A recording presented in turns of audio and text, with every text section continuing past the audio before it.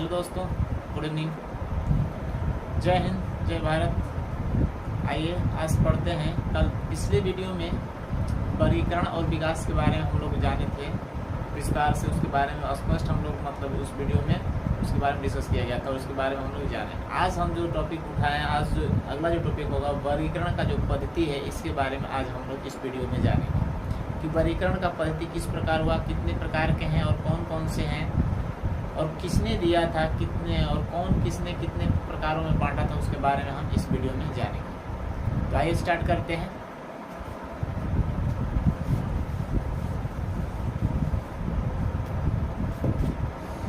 हमारा हेडिंग होगा वर्गीकरण पद्धति।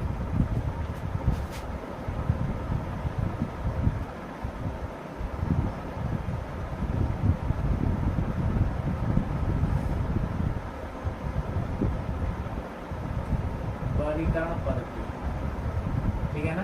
वर्गीकरण जो पद्धति है, क्लासिफिकेशन सिस्टम, ठीक है ना, क्लासिफिकेशन सिस्टम, इसके बारे में हम जानेंगे डिटेल्स कि ये कितने प्रकार के होते हैं, क्या क्या होते हैं, मतलब जो भी हो इनके बारे में पूरा डिटेल्स जानेंगे। एक ऐसे जानेंगे इनमें एक भी बात कोई छूट ना पाए, ठीक है। तो आइए स्टार्ट करते हैं। इनको दो पार्ट्स में बांटा गया। कितने पार्ट्स में बांटा गया है? दो पार्ट्स में।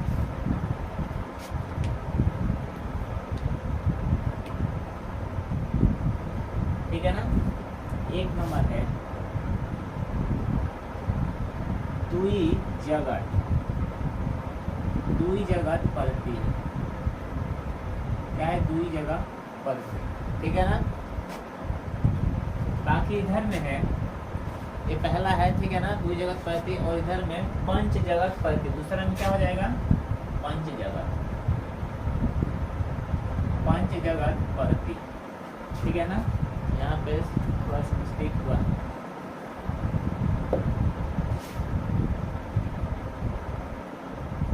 पद्धति तो पहला दुई जगत पद्धति और दूसरा पंच जगत पद्धति। इनको यानी जो वर्गीकरण जो पद्धति है ना, पद्धति को कितने भागों में बांटा गया है? दो भागों में। पहला दुई जगत पद्धति और दूसरा पंच जगत पद्धति। तो इसके बारे में जानते हैं। इसमें क्या है देखिए, दुई जगत पद्धति लिनियस ने दिया था, ठीक है ना। और लिनियस ने इसको सर्वप्रथम 1758 में इसको क्या किया था? बांटा था, इन दो पार्ट्स में बांटा था। अपने मत को क्या किया था? प्रकट किया था, यानी बताया था, ठीक है ना, लिनियस ने। तो दुई जगत पद्धति का मतलब क्या है? इसके पिछले वीडियो में इसके बारे में कुछ बता भी चुका हूँ। अगर यदि आप लोग उसमें उस वीडियो को यदि आप लोग देखे होंगे तो आप लोग स्पष्ट समझ जाएंगे इसको। ज़्यादा हार्ड आप लोग के लिए नहीं होगा, लेकिन अगर यदि नहीं देखे होंगे तब थोड़ा सा आप लोग के लिए हार्ड हो सकता है। इस पद्धति में क्या कहा गया है? इस पद्धति में जो जीव है, सजीव, सजीवों के बारे में, यानी सजीवों के बारे में यह है, जितने भी जीव हो, यानी जितने भी जीव होते हैं उनमें जो विभिन्नताएं होती हैं उसके आधार पर इनको देखा गया, ठीक है ना। इनके जैसे मान लीजिए कि जो पेड़ है, जो मनुष्य है, इन दोनों के बीचों में क्या क्या एक विभिन्नता देखा गया। कहने का मतलब यह है कि मान लीजिए कोई छोटा जीव है, उसका संरचना छोटा है, आकार छोटा है। कोई बड़ा जीव है तो उसका संरचना आकार अलग है। तो इन तरह के जीवों में देखने के बाद क्या हुआ? उनमें जो संरचना थी वह अलग थी, भिन्नता थी। उन दोनों में क्या था? एक अंतर था, ठीक है ना। जब पादप को ले लिया जाए, पादप को, तो पादप क्या होते हैं? वह स्वपोषी होते हैं। पादप क्या होते हैं? वह स्वपोषी होते हैं, यानी उनमें भी क्या होती है? कुछ भिन्नताएं होती हैं। जिस प्रकार मनुष्य यानी जीवों में जो भिन्नताएं होती है, ठीक उसी प्रकार पौधों में भी भिन्नताएं होती है, ठीक है ना। तो यह क्या करते हैं? यह स्वपोषी होते हैं। इसको लिखते चलते हैं ताकि आप लोगों को दिक्कत नहीं होगा। स्वपोषी, ये क्या होते हैं? स्वपोषी होते हैं। स्वपोषी का तो आप लोग समझते होंगे कि वह क्या होते हैं? वह खुद का भोजन मतलब कि अपने आप तैयार करते हैं। हम लोग मनुष्य कौन किस पर रहता है? मतलब स्वपोषी होता है या परपोषी होता है? तो मनुष्य जो जीव होते हैं, कुछ जीव ऐसे होते हैं जो परपोषी होते हैं, यानी कुछ जीव का सभी परपोषी होते हैं, स्वपोषी वही होते हैं जो खुद का भोजन बनाते हैं, परपोषी का अर्थ होता है जो दूसरे के ऊपर आश्रित होते हैं, उन्हें परपोषी कहा जाता है। जो स्वयं भोजन बनाते हैं वह स्वपोषी कहलाता है। तो जो पौधे होते हैं, कुछ पौधे ऐसे इसमें होते हैं जो अनियमित क्या करते हैं, बढ़ते रहते हैं। जब इनके आकार की संरचना जब हो जाती है तो ये अपने आप क्या करते हैं, बढ़ते रहते हैं। इनमें बढ़ने की जो सीमा होती है यह अत्यंत होती है, ठीक है ना। बढ़ने की जो सीमा होती है, बढ़ने की जो सीमा होती है वह इसमें अत्यंत होती है।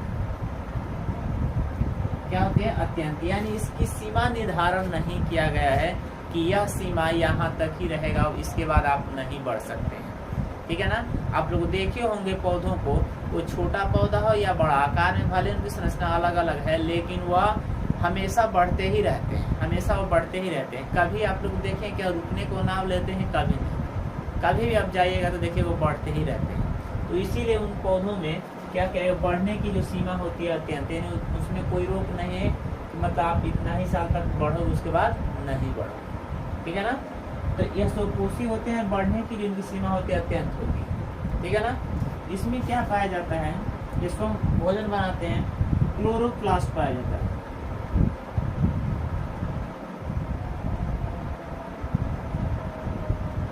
क्लोरोप्लास्ट और क्लोरोफिल पाया जाता है। क्लोरोफिल उपस्थित होता है जो प्रकाश के संश्लेषण या प्रकाश की उपस्थिति में क्या करते हैं, यह अपना भोजन स्वयं तैयार करते हैं। इनमें क्या पाया जाता है, क्लोरोफिल पाया जाता है और क्लोरोप्लास्ट पाया जाता है, ठीक है ना। जो अपना भोजन या स्वयं क्या करते हैं, बनाने के लिए सक्षम होते हैं। और देखिए इसमें क्या पॉइंट्स है, यह कोशिका भित्ति होती है। इसमें क्या होती है, कोशिका भित्ति। इसमें क्या होती है, कोशिका भित्ति से क्या होता है, घिरे हुए रहते हैं, यानी कोशिका भित्ति से क्या होते हैं, घिरे हुए रहते हैं, ठीक है ना। जबकि हम जो मनुष्य होते हैं उनमें कोशिका भित्ति नहीं पाया जाता है, ठीक है ना। जबकि पादप में कोशिका भित्ति पाया जाता है और ये कोशिका भित्ति का कार्य क्या होता है, इसको सुरक्षा प्रदान करना होता है, ठीक है ना। तो ये सब पादप में क्या होता है, ये सब देखने को मिलता है, ठीक है ना। अब थोड़ा सा यहीं पे साइड में हम देख लेते हैं मनुष्य के बारे में। इस पॉइंट के बारे में डिस्कस अभी नहीं कर रहे हैं, आप लोग ध्यान रखिएगा। इस पॉइंट्स के बारे में हम यहाँ पर डिस्कस कर रहे हैं। ये पॉइंट्स जब हम बताएंगे तो आपको बताएंगे कि सेकंड नंबर वाला पॉइंट्स हम बता रहे हैं, तो इसी में का बता रहे हैं, ठीक है ना। सपोज मान लीजिए ये वाला हो जाएगा ए और ये हो जाएगा आपका बी, यानी इसमें देख लीजिए सजीवों के बारे में वर्णन किया गया है। पादप है, ठीक है ना। सजीव मत जो भी जीव होते हैं पादप के बारे में स्वपोषी होते हैं, बढ़ने की सीमा जो उनका अत्यंत होती है। क्लोरोप्लास्ट में क्लोरोफिल उसमें पाया जाता है और कोशिका भित्ति उसमें पाई जाती है जो सुरक्षा प्रदान करता है। आप लोग देखे होंगे कि कोई भी मतलब व्यक्ति जब भी मतलब किसी पार्क में घूमने उमने के लिए गया हो या कहीं किसी स्थान पर अगर जाता है तो देखिएगा ना, ऐसे बिना कामों को फोन ऐसे कान में लगाया रहेगा और ऐसे मतलब पैर से क्या करेगा, उस पौधे को मारते रहेगा। तो मतलब उसमें कोशिका भित्ति इसीलिए आवश्यकता है क्योंकि उसमें अधिक सुरक्षा की जरूरत है, ठीक है ना, इसीलिए उसमें कोशिका भित्ति होती है। अब मनुष्य में देख लीजिए, मनुष्य में ना क्लोरोफिल पाया जाता है ना ही क्लोरोप्लास्ट पाया जाता है।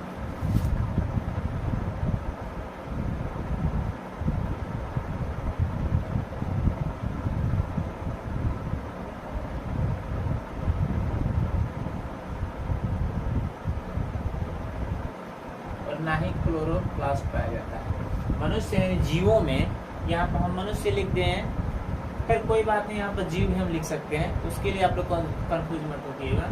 तो जीवों में ना क्लोरोफिल होता है ना ही क्लोरोप्लास्ट होता है, ठीक है ना। जो मनुष्य होते हैं इनमें क्लोरोफिल पाया जाता है ना क्लोरोप्लास्ट पाया जाता है, ठीक है ना। यह क्या होते हैं, यह चलते हैं, मैंने स्थिर नहीं रहते हैं, जबकि यहाँ पर क्या है, यह स्थिर होते हैं। पेड़ पौधे क्या होते हैं, स्थिर अचल कहलाते हैं, मतलब चल नहीं सकते हैं, लेकिन यह क्या चलते हैं, ठीक है ना। तो इनको हम क्या कह सकते हैं, या अचल चल संपत्ति, ठीक है, चल नहीं।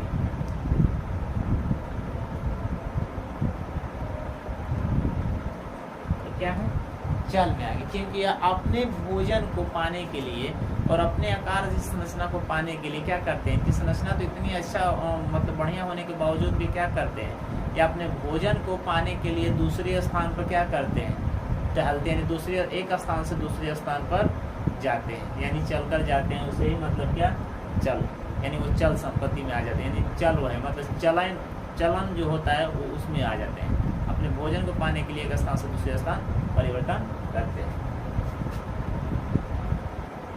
अब इसमें देखिए कोशिका भित्ति नहीं होती, कोशिका भित्ति नहीं पाई जाती। मनुष्य में कोशिका भित्ति पाई जाती है कभी भी, तो मनुष्य में याद रखिए कोशिका भित्ति नहीं पाया जाता है, कोशिका भित्ति नहीं पाया जाता है। तो यहाँ पर देखिए इन दोनों में आप लोगों को बहुत से डिफरेंस दिखाई दिए, ठीक है ना। इसमें से जितना डिफरेंस आपको दिखाई दिया है स्पष्ट आप लोग यदि इनमें अंतर लिखने के लिए आएगा तो आप लोग लिख सकते हैं, ठीक है ना। तब क्या हुआ, अब आगे देखिए, जब इतना अंतर इसमें दिखने को मिला जीवों में, यानी पेड़ पौधे में और मनुष्यों में यानी जीवों में, तब इसको क्या किया गया, कहा गया कि क्यों नहीं इसको हम अलग कर दें। तब वैज्ञानिकों के मन में यह बात आया कि क्यों ना हम इनको ऐसे ऐसे समूह में रख दें ताकि हमको कहने और समझने में दिक्कत नहीं होगा, ठीक है ना। ठीक उसी प्रकार जिससे मान लीजिए कि एक ही सब्जेक्ट में, एक ही किताब में ऑल सब्जेक्ट होते हैं, उनको क्या करना, पार्ट्स में बांट देना, यानी अलग अलग कर देना, ताकि समझने के लिए क्या हो जाएगा, आसान हो जाएगा। ठीक उसी प्रकार क्या होता है, इन्होंने जो वैज्ञानिक थे उन्होंने क्या किया, जो लिनियस थे इनको दो श्रेणी में मतलब वर्गीकृत कर दिया, यानी जो लिनियस ने था उसने इसको दो पार्ट्स में बांट दिया। बहुत चालाक था, सोचा कि अरे इसको क्यों ना अगर यदि हम ऐसे अलग अलग कर दें तो समझने में बहुत आसान हो जाएगा, ठीक है ना। और उसने क्या किया, इनको दोनों को अलग कर दिया। यदि यह मान लीजिए कि यह पादप में आते हैं, इनको पादप में रख दिया जाए, पादप जगत बोल दिया जाए, और ये यदि मनुष्य में जीव में आते हैं इनको जीव जगत बोल दिया जाए। तो इसी दोनों नाम को उसने क्या किया, एक को रख दिया पादप जगत, और दूसरे को क्या रख दिया, जीव जगत। इसी को कहा जाता है द्विजगत परिधि, ठीक है ना।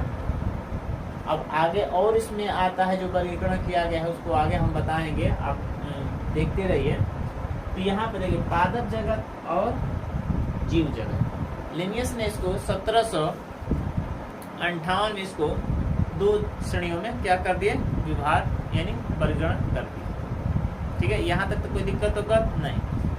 अब यहाँ तक मान लें कि जब भी आपको जानना होगा तो हम इस पादप के बारे में जानेंगे, तो सिर्फ इसमें वही चीज मिलेगा आपको, यानी पादप में यानी बॉटनी जो होता है पेड़ पौधे के बारे में ही आपको ज्ञान मिलेगा, ठीक है। अब इसमें ऐसा नहीं कि पादप पढ़ रहे हैं तो उसमें कोई जानवर का भी आ जाएगा, कोई मनुष्य का भी बात आ जाएगा, इस तरह की बातें उसमें नहीं होगी। और जब जीव जगत का हम मान लीजिए अध्ययन करेंगे तो जीव जगत में सिर्फ मनुष्यों के बारे में ही अध्ययन करना पड़ेगा, यानी वह सजीव जिसमें जीव होगा उसके बारे में ही अध्ययन करना होगा। ये चीज समझना कितना आसान हो गया ना। चलिए आगे बढ़ जाते हैं।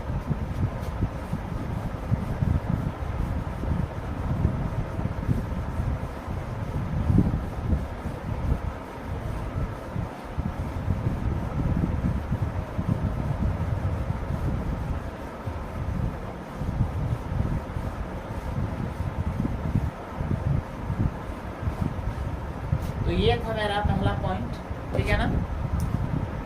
अब इसके बाद हम पंच जगत के बारे में जानते हैं।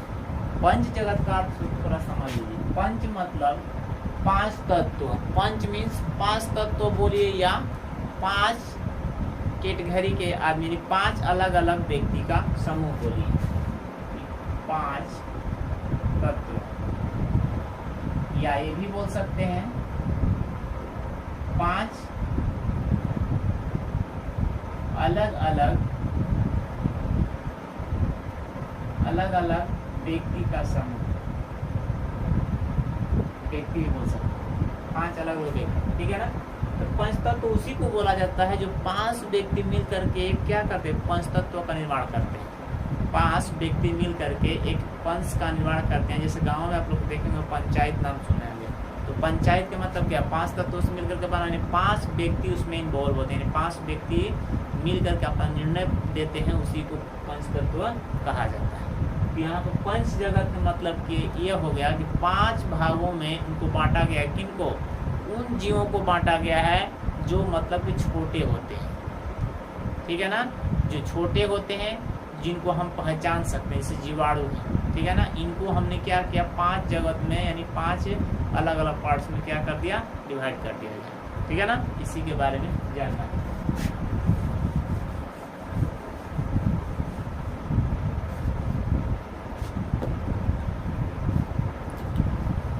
इसको जो मतलब कि डिवाइड किया गया 1959 में किया गया, याद रखिएगा 1959 में इसको क्या किया गया, वर्गीकरण इसको किया गया। वेक्टियर एच वेक्टियर ने क्या किया, इसको मतलब कि वर्गीकरण किया। एच वेक्टियर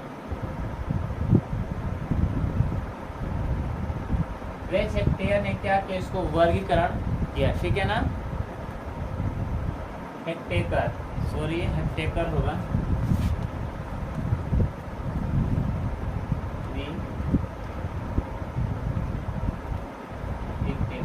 ठीक है ना, विक्टेकर होगा, ठीक है ना। तो एच वी टेकर ने क्या किया, 1959 में इनको 5 भागों में विभक्त कर दिया।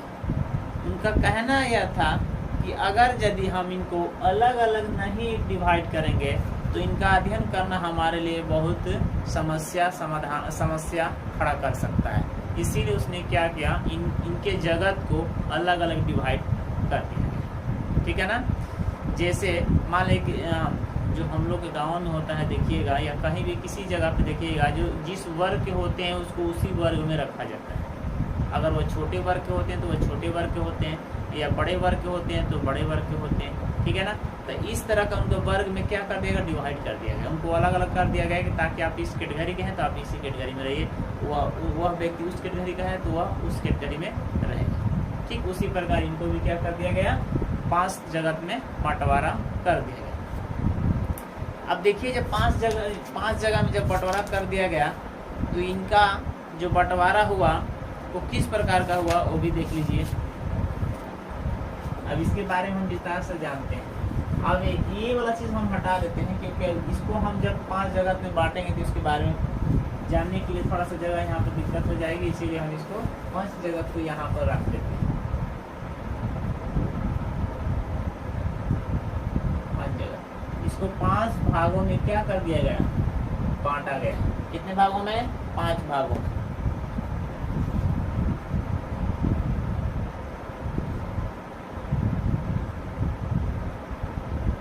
ठीक है ना, 5 भागों में बांटा गया। पहला है जगत मोनेरा, ठीक है ना, जगत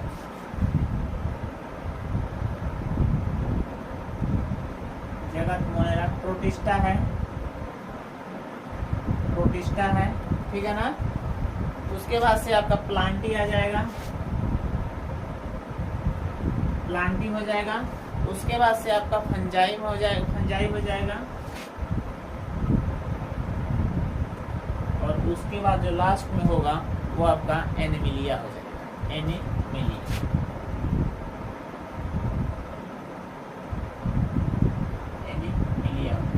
ठीक है ना। आप देखिए ये कितने प्रकार, 5 प्रकार का होगा ना। यानी सब पहले जगत में लग गया, सबके आगे में क्या होगा, जगत ही होगा। तो इसके बारे में हम लोग जानते हैं विस्तार से, ठीक है ना। जगत मोनेरा का काम क्या है और यह किस प्रकार के होते हैं, कहाँ पाए जाते हैं। जो जगत मोनेरा होता है, ठीक है ना, जगत मोनेरा जो होता है यह 2 प्रकार के होते हैं। कितने प्रकार के होते हैं, यह 2 प्रकार के होते हैं। एक चीज हम समझाते चलते हैं, आप लोग उसको नोट करते जाइएगा ताकि आप लोगों को समझ में आए। तो जगत जो मोनेरा है यह कितने 2 प्रकार का होता है। एक अबैक्टीरिया होता है, ठीक है ना, और एक बायोबैक्टीरिया होता है, ठीक है ना।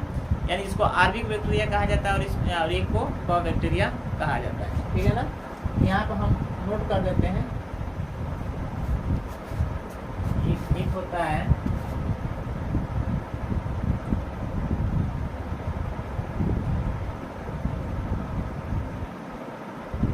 बायोबैक्टीरिया और एक होता है आर्बिक बैक्टीरिया।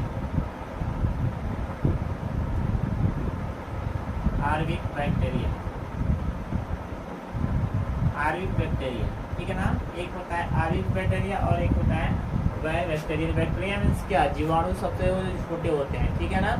यह इनका काम क्या होती है, स्वपोषी होते हैं। यह अपना भोजन क्या करते हैं, स्वयं बनाते हैं, स्वपोषी का मतलब ही क्या होता है, अपना भोजन स्वयं बनाना होता है, ठीक है ना। प्रकाश के संश्लेषण में किसका,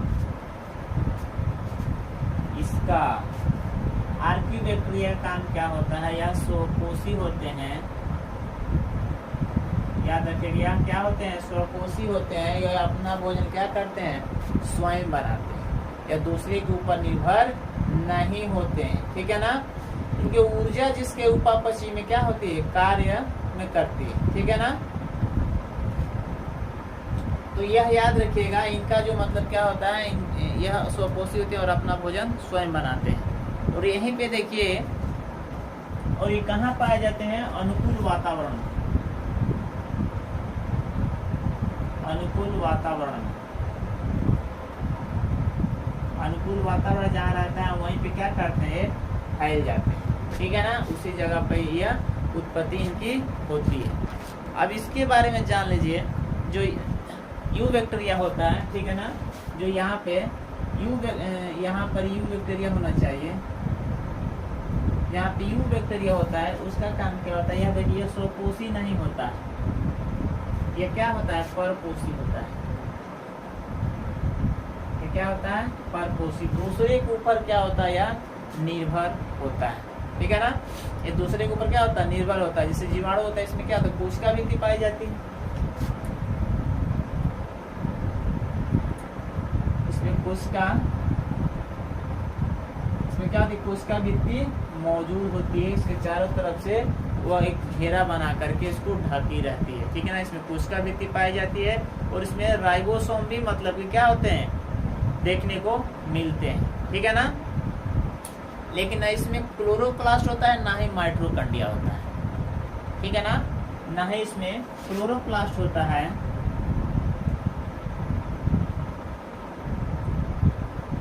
इसमें ना ही क्लोरोप्लास्ट होता है और ना ही माइटोकॉन्ड्रिया होती है।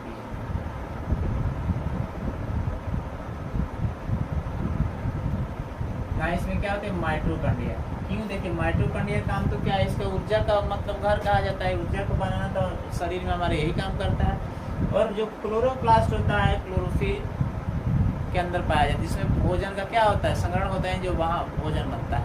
तो यह दोनों चीज उसमें नहीं पाया जाता है। समझिए कि वो अपना भोजन क्या दूसरे के यानी वातावरण के अनुसार वह भोजन अपना क्या करते, ग्रहण करते हैं। उसमें फेसिला ये जो मतलब होता है, उनमें जो रेसाएं होते हैं चलने के लिए क्या करते हैं, मदद करता है, ठीक है ना।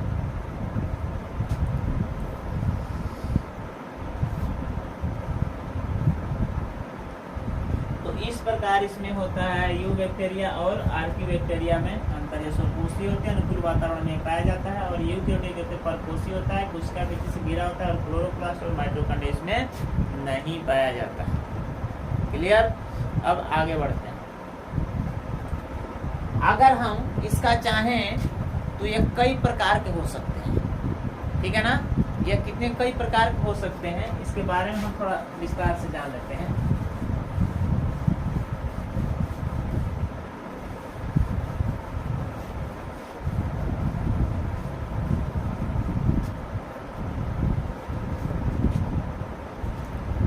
ठीक है ना। इनकी जो आकार होती है, इनमें अलग अलग विभिन्न प्रकार के दिखाई देते हैं। कोई छोटा होगा, कोई बड़ा होगा, कोई ज़्यादा बड़ा होगा, कोई लंबा होगा, कोई रेसाएं जैसे होगा। इनकी विभिन्न आकृतियाँ होती हैं, ठीक है ना। जैसे डिप्लोकोकस होता है, तो डिप्लोकोकस किस प्रकार का होता है, देखिएगा। जो डिप्लोस्कोकोस होगा वो कुछ इस आकार का होगा, यह है डिप्लोकोकस, ठीक है ना। यह है आपका क्या है, डिप्लोकोकस। तो इसी आकार में क्या होगा, ये मतलब कि मौजूद रहेगा इसी आकार। डिप्लोकोकस थोड़ा सा लंबा आकार में रहता है, इसी आकार में मतलब कि जुड़ा भी नहीं रहता, थोड़ा सा बीच में दबा हुआ रहता है। इसको हम क्या कहते हैं, डिप्लोकोकस कहते हैं।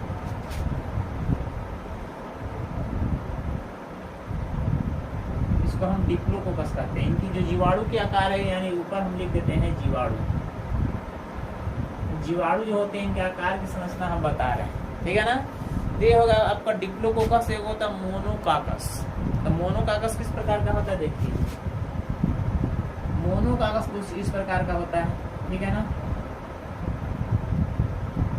कुछ वो इस प्रकार का होता है मोनोकोकस, ठीक है ना। मोनोकोकस जो होता है कुछ इस प्रकार का होता है,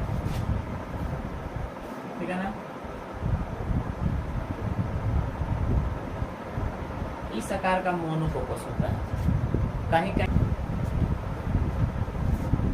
तो कभी कभी आप लोग को यह देखने को मिलेगा जो मोनोकोकस होता है वह कुछ कभी कभी इस आकार में होगा, कभी कभी इस आकार में आपको देखने को मिलेगा, ठीक है ना। तो ये है मोनोकोकस। क्या है? मोनोकोकस। तो इसका आकार देखिए कुछ अलग है, डिप्लोकोकस का कुछ आकार अलग है, ठीक है ना। इसी तरह और भी है मतलब जीवाणु जिनका आकार क्या है? अलग अलग होता है, ठीक है ना। सरसिना का जो है, सरसिना का देखिए, सरसिना किस प्रकार का होता है? सरसिना कुछ इस प्रकार का होता है। देखिए एक दूसरे में क्या रहते हैं? वह जुड़े रहते हैं, यानी वह एक दूसरे से क्या अलग नहीं रह सकते। इस प्रकार का क्या रहेंगे? वह जुड़े रहेंगे, ठीक है ना। इसको सरसिना कहा जाता है। ये सब जीवाणु, ठीक है ना। तो इन जितने जीवाणु हैं सबका क्या, इनकी जो संरचना है वह अलग अलग संरचना होती है, एक जैसी संरचना नहीं होती। इसीलिए इनको क्या कर दिया गया? अलग अलग डिवाइड कर दिया गया ताकि इनको समझने में आसान हो जाए, ठीक है ना। तो इस प्रकार यह मतलब कि इनकी संरचना है, ठीक है ना। अगर जीवाणु की जो देखी जाए, जीवाणु का भी बना, ये भी जीवाणु का ही है, इनके कुछ अलग अलग आकार हैं।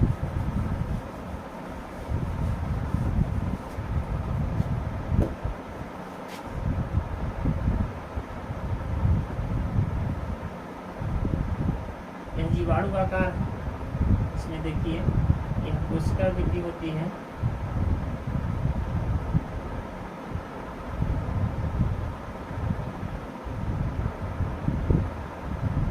ठीक है ना।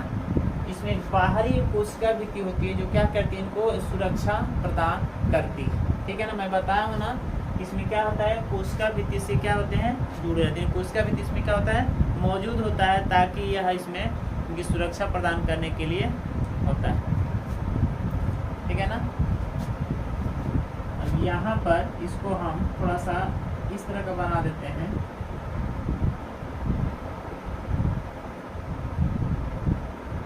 ठीक है ना।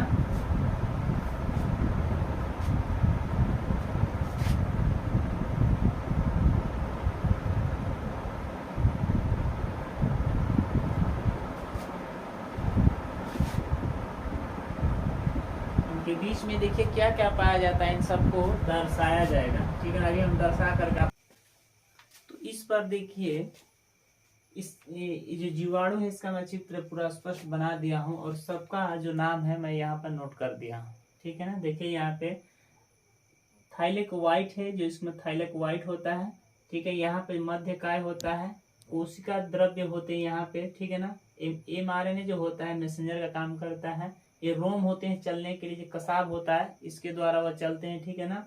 गुणसूत्र पाया जाता है इसमें, कैप्सूल पाए जाते हैं, प्लाज्मा झिल्ली होती है ये जो अंदर की होती है, और एक कोशिका भित्ति होती है जो बाहर की होती है, ठीक है ना। तो इस प्रकार इस जीवाणु का मैं स्पष्ट चित्र बना दिया हूँ ताकि आप लोगों को समझ में आएगा, किसी प्रकार का दिक्कत नहीं होगा, ठीक है ना। तो बस आज की वीडियो में इतना ही हम जानेंगे और इसके अगले वाले टॉपिक को अगले वीडियो में हम मतलब डिस्कस किया जाएगा। तो आज के लिए बस इतना ही रहेगा। जय हिंद, जय भारत, बेस्ट ऑफ लक।